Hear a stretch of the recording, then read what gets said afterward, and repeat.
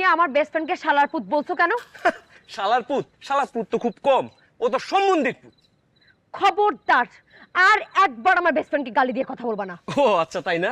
এখন বেস্ট ফ্রেন্ডকে গালি দিচ্ছি দেখে অনেক গায়ে লাগতেছে। আমার জন্য তো তোমার কোনো মায়া নেই। বুঝতেছি না ওই শালাটা কি জাদু করছে তোমারে। আমি তো বুঝি ওর ইন্টারেস্টটা কোন দিকে। খবরদার আর একটা উল্টাপাল্টা যদি কথা বলছো আমার বেস্ট ফ্রেন্ডকে নিয়ে। কি ভাবছো তুমি নিজেকে বয়ফ্রেন্ড হইছো কি মাথার উপরে উঠে রাখবো তোমাকে আমি? 2 দিনের বয়ফ্রেন্ড আসছে এখানে আমার বেস্ট ফ্রেন্ডকে নিয়ে কথা বলতে, ফালতু কোথাকার।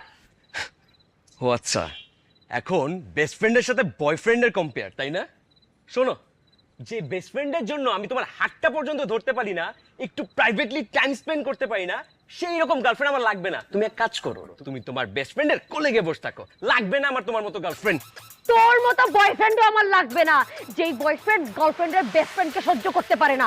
কাপুরুষ কোথাকার। ও আচ্ছা, তাই না? শোনো, তোমার মতো মেয়ে তার চেয়েও বেটার